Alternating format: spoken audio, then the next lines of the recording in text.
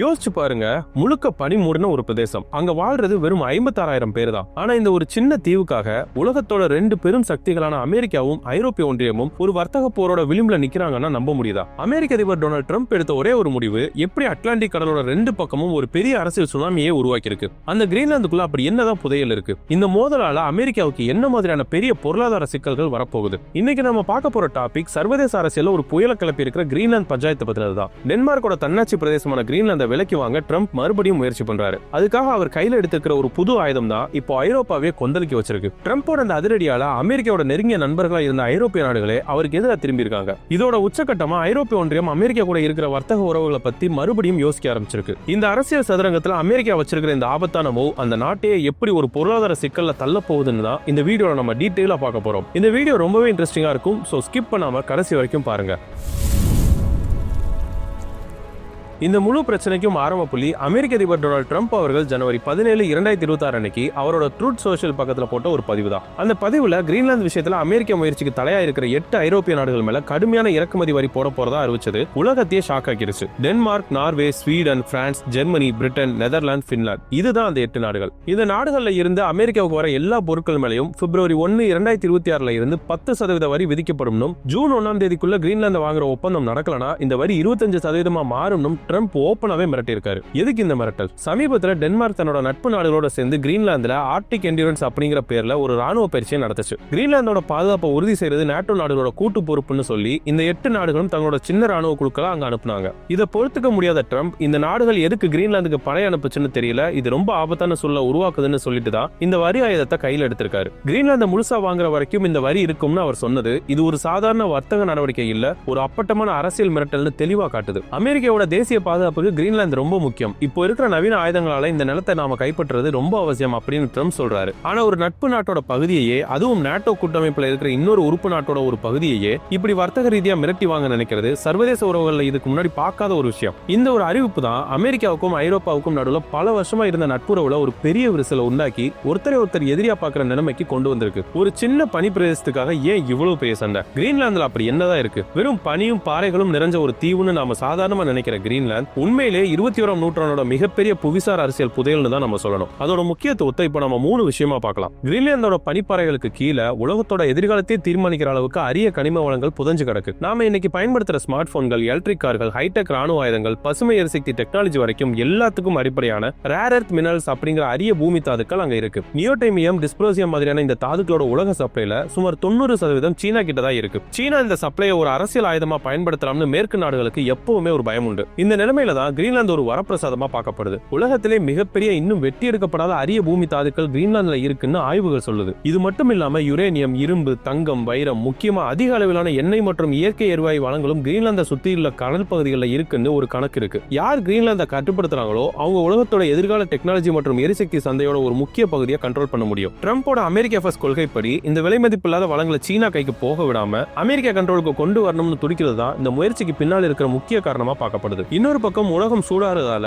Arctic பெருங்கடல பனி வேகமா உருகிட்டு வருது. இது ஒரு பக்கம் ஆபத்தானாலும் இன்னொரு பக்கம் புதுசா வர்த்தகம் செய்ய வாய்ப்புகளை உருவாக்குது. ஆசியாவையும் ஐரோப்பாவையும் வட அமெரிக்காவையும் இணைக்கிற புதிய சின்ன கடல் வழிகள் உருவாகுது. உதாரணத்துக்கு இந்த வடமேற்கு பாதை வழியா போனா சூயஸ் கால்வாய் வழியா சுத்தி போறதை விட ஆயிரக்கணக்கான கிலோமீட்டர்கள் மிச்சமாகும். இதனால பயண நேரமும் பெட்ரோல் செலவும் மொத்த வர்த்தக செலவும் பயங்கரமா குறையும். இந்த புதிய ஆர்டிக் கடல் பாதைகளோட மையத்துல தான் கிரீன்லாந்து இருக்கு. கிரீன்லாந்தை கட்டுப்படுத்த ஒரு நாடு இந்த புது கடல் பாதைகளோட போக்குவரத்தை கண்ட்ரோல் பண்ண முடியும். ரஷ்யா ஏற்கனவே இந்த வழியில தன்னோட ராணுவ மற்றும் பொருளாதார ஆதிக்கத்தை பலப்படுத்திட்டு இருக்கு. இந்த சூழல்ல ஆர்டிக் பகுதியில் ரஷ்யா சீனாவோட செல்வாக்க தடுக்கணும்னா கிரீன்லாந்தை கட்டுப்படுத்துறது அமெரிக்காவுக்கு ஒரு ராணுவ பொருளாதார தேவையா மாறி இருக்கு. சுருக்கமா சொன்னா கிரீன்லாந்து ஒரு நிரந்தர டோல்கேட் மாதிரி ஆகிடுச்சு. இந்த டோல்கேட்டோட சாவியை தன் கையில வச்சுக்கத்தான் அமெரிக்கா ரொம்பவே விரும்புது. அதே மாதிரி கிரீன்லாந்தோட முக்கியத்துவம் ஒன்றும் இன்னைக்கு நேத்து வந்ததில்ல. பனிப்போர் காலத்துல இருந்தே அமெரிக்காவோட ராணுவ திட்டங்கள்ல கிரீன்லாந்துக்கு ஒரு முக்கிய இடம் இருக்கு. அங்க இருக்கிற தூலே விமானப்படை தளம் தான் இதுக்கு சிறந்த உதாரணம். இது அமெரிக்க ராணுவத்தோட வனமுறையில இருக்கிற ஒரு முக்கியமான தளம்னே நம்ம சொல்லலாம். கண்டம் விட்டு கண்டம் பயிர ஏவுகணைகளை முன்கூட்டியே கண்டுபிடிக்கிற ரேடார் சிஸ்டம், சேட்டலைட் கண்காணிப்பு நிலையங்கள்னு அமெரிக்காவோட பாதுகாப்புக்கு தேவையான பல விஷயங்கள் இங்கதான் இருக்கு. இது வட அமெரிக்காவோட கண் மற்றும் காதா செயல்படுது. இப்போதைக்கு இந்த தளம் டென்மார்க் ஒப்பந்த அடிப்படையில தான் இயங்குது. ஆனா கிரீன்லாந்து முழுசா அமெரிக்கா கண்ட்ரோலுக்கு வந்துட்டா எந்த கட்டுப்பாடும் இல்லாம அமெரிக்கா தன்னோட விருப்பத்துக்கு இந்த தளத்தை விரிவுபடுத்தவோ புது ஆயுதங்களை நிறுத்தவோ முடியும். ஆர்டிக் பகுதியில் தன்னோட ராணுவ பலத்தை முழுசா நிலைநிறுத்தவும் ரஷ்யாவோட மூவுகளை கண்காணிக்கவும் கிரீன்லாந்து கிரீன்லாந்தோட முழு இறையாண்மை அமெரிக்காவுக்கு அவசியம்னு பென்டகன் நினைக்குது. இந்த ராணுவ காரணங்கள் தான் மத்த பொருளாதார காரணங்களோட சேர்ந்து கிரீன்லாந்தை எப்படியாவது அடைஞ்சே ஆகணுங்கிற வெறிய ட்ரம்ப் நிர்வாகத்துக்கு கொடுத்திருக்கு. ட்ரம்போட இந்த வரி மிரட்டலும் நிலத்தை வாங்குற முயற்சியும் ஐரோப்பிய நாடுகள் முன் எப்போதும் இல்லாத அளவுக்கு ஒன்னு சேர்த்திருக்கு. பல வருஷமா அமெரிக்காவோட நம்பிக்கையான கூட்டாளிகளா இருந்த நாடுகள் இன்னைக்கு அமெரிக்காவே ஒரு அச்சுறுத்தலா பாக்குற நிலைமைக்கு வந்திருக்காங்க. இந்த எதிர்ப்பை இப்போ நம்ம 3 விதமா பார்க்கலாம். இந்த விஷயத்துல நேரடியா பாதிக்கப்பட்ட நாடான டென்மார்க் ஆரம்பத்துல இருந்தே ரொம்ப கடுமையான எதிர்ப்பை காட்டிட்டு வருது. 2019 ட்ரம்ப் முதல் தடவையா கிரீன்லாந்தை வாங்க ஆசைப்பட்டப்பவே டென்மார்க் பிரதமர் இது ஒரு அபத்தமான பேச்சுன்னு சொல்லி நிராகரிச்சாரு. ஆனா இப்ப ட்ரம்ப் வரி உறுத்தல் வரைக்கும் போனது டென்மார்க்கை இன்னும் உறுதியான நிலைப்பாட்டை எடுக்க வச்சிருக்கு. டென்மார்க் வெளியுறவுத்துறை அமைச்சர் ட்ரம்போட இந்த அறிவிப்பு ஒரு ஆச்சரியம்னும் இது நட்பு நாடுகள் பேசிக்கிற முறையே இல்லைன்னு கண்டிச்சிருக்காரு. அதே சமயம் ராணுவ பயிற்சிகளை நடத்தி அமெரிக்காவோட எந்த ஒரு ஆக்கிரமிப்பு முயற்சிக்கும் நாங்க தயாரா இருக்கோங்கிற செய்தியை தெளிவா சொல்லியிருக்காங்க. ஒரு நேட்டோ உறுப்பு நாடு இன்னொரு நேட்டோ நாட்டுக்கிட்ட இருந்து தன்னோட நிலத்தை பாதுகாக்க ராணுவ ரீதியா தயாராகிறது அந்த ராணுவ கூட்டணியோட சரித்திரத்திலே ஒரு மோசமான அத்தியாயம்னு தான் நம்ம சொல்லணும். அதே சமயம் டென்மார்க் ஆதரவா ஒட்டுமொத்த ஐரோப்பிய ஒன்றியமும் ஒன்னா எழுந்து நிக்குது. ஒரு உறுப்பு நாட்டோட இறைமை மேல நடக்கிற தாக்குதல் மொத்த யூனியன் மேலான தாக்குதலா பார்க்கப்படுது. ஐரோப்பிய ஆணைய தலைவர் ஐரோப்பா ஒற்றுமையா தன்னோட இறைமையை பாதுகாக்க உறுதியா இருக்கும்னு திட்டவட்டமா சொல்லியிருக்காங்க. பிரான்ஸ் அதிபர் இந்த மாதிரி மிரட்டலுக்கெல்லாம் பயப்பட மாட்டோம், வரி விதிப்பு அச்சுறுத்தலை ஏத்துக்க முடியாது, அப்படி நடந்தா ஐரோப்பியர்கள் ஒன்னா சேர்ந்து பதிலடி கொடுப்போம்னு கடுமையா எச்சரிச்சிருக்காரு. ஜெர்மனி, ஸ்வீடன், மத்த நாடுகளும் இதே கருத்தை தான் எதிரொலிக்கிறாங்க. இந்த வரி விதிப்பு அறிவிப்புக்கு பிறகு ஐரோப்பிய யூனியன் அமெரிக்கா கூட இருக்கிற வர்த்தக ஒப்பந்தத்தை நிறுத்தி வைக்கலாமா இல்ல பதிலுக்கு அமெரிக்க பொருட்கள் மேல வரி விதிக்கலாமான்னு ஆலோசிச்சுட்டு வரதா தகவல்கள் சொல்லுது. இது உண்மையிலே நடந்தா அது அதிகாரப்பூர்வமா அமெரிக்கா ஐரோப்பா வர்த்தக போரோட தொடக்கமா இருக்கும். அரசாங்கங்கள் ஒரு பக்கம் மோதிட்டு இருக்க கிரீன்லாந்து மக்களும் தங்களோட எதிர்ப்பை ரொம்ப வலுவா பதிவு செஞ்சிருக்காங்க. கிரீன்லாந்து மற்றும் டென்மார்க்கோட முக்கிய நகரங்கள்ல ஆயிரக்கணக்கான மக்கள் தெருவில் இறங்கி போராடுறாங்க. Greenland is not for sale, hands off Greenland மாதிரியான போர்டுகளை ஏந்தி அமெரிக்காவோட இந்த முயற்சிக்கு எதிராக கோஷமிட்டு வராங்க. கிரீன்லாந்து மக்கள் தங்களுக்குன்னு ஒரு தனி கலாச்சாரம், வரலாறு, எதிர்காலம் கொண்ட ஒரு தேசமா பாக்குறாங்க.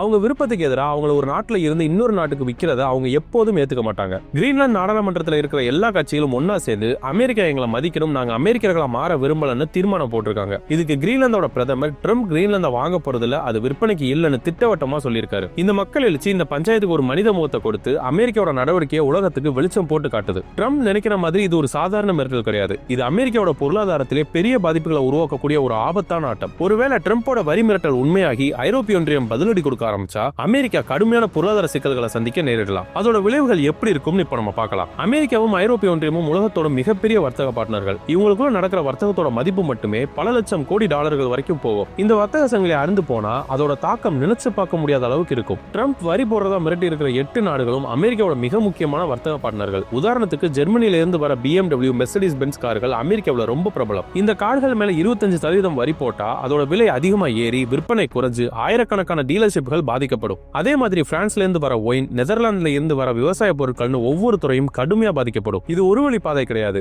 ஐரோப்பிய ஒன்றியம் பதிலுக்கு அமெரிக்க பொருட்கள் மேல வரி விதிக்கும். அமெரிக்காவில இருந்து ஐரோப்பாவுக்கு ஏற்றுமதி ஆகிற கார்கள், சோயாபீன்ஸ், போயிங் விமானங்கள் மேல வரி விதிச்சா அமெரிக்காவோட ஏற்றுமதி சந்தை பெரிய சரிவை சந்திக்கும். சீனா கூட நடந்த வர்த்தக போரே அமெரிக்க பொருளாதாரத்துல பாதிப்பை ஏற்படுத்துச்சு. ஆனா 27 நாடுகளை கொண்ட ஐரோப்பிய ஒன்றியம்ங்கிற மாபெரும் பொருளாதார சக்தியோட ஒரு வர்த்தக போர் அதை விட பல மடங்கு மோசமான விளைவுகளை ஏற்படுத்த வாய்ப்பு இருக்கு. அதே சமயம் உலக வர்த்தகம் பெரும்பாலும் அமெரிக்க டாலர்ல தான் நடக்குது. இது அமெரிக்காவுக்கு ஒரு பெரிய பொருளாதாரம் மற்றும் அரசியல் வளத்தை கொடுக்குது. ஆனா தன்னோட மிகப்பெரிய வர்த்தக பார்ட்னரான ஐரோப்பா கூடவே அமெரிக்கா ஒரு வர்த்தக போர் ஆரம்பிச்சா அது உலக அளவுல டாலரோட நம்பகத்தன்மையை கேள்விக்குள்ளாக்கிடும். ஏற்கனவே ரஷ்யா, சீனா, பிரிக்ஸ் நாடுகள் எல்லாம் டாலருக்கு பதிலாக வேற நாணயங்களை பயன்படுத்தலாம்னு பேசிட்டு வராங்க. இந்த அமெரிக்கா ஐரோப்பா வர்த்தக போர் அந்த முயற்சிகளை இன்னும் வேகப்படுத்திடலாம். பல நாடுகள் டாலரை நம்பி இருக்கிறத குறைச்சுக்க ஆரம்பிச்சா அது அமெரிக்கா பொருளாதாரத்தில் ஒரு நீண்டகால பாதிப்பை ஏற்படுத்தக்கூடும். இந்த கிரீன்லாந்து விவகாரம் வெறும் பொருளாதார பிரச்சனை மட்டும் இல்ல, இது உலகின் மிக சக்தி வாய்ந்த ராணுவ கூட்டணியான நேட்டோட எதிர்காலத்தையே கேள்விக்குள்ளாக்கி இருக்கு. நேட்டோட விதிப்படி ஒரு உறுப்பு நாட்டின் மேல தாக்குதல் நடந்தா எல்லா நாடுகளும் சேர்ந்து பதிலடி கொடுக்கணும். ஆனா இங்க ஒரு நேட்டோ உறுப்பு நாடான அமெரிக்காவே இன்னொரு நேட்டோ உறுப்பு நாடான டென்மார்க்கை மிரட்டுது. கூட்டணிக்குள்ளே ஒரு நாடு இன்னொரு நாட்டை எதிரியா பாக்குற நிலைமை வந்தா அந்த கூட்டணியோட அஸ்திவாரமே ஆட்டம் கண்டுடும். இந்த உட்பூசல் நேட்டோட உண்மையான எதிரிகளுக்கு, குறிப்பா ரஷ்யாவுக்கு ஒரு கொண்டாட்டமா அமையும்.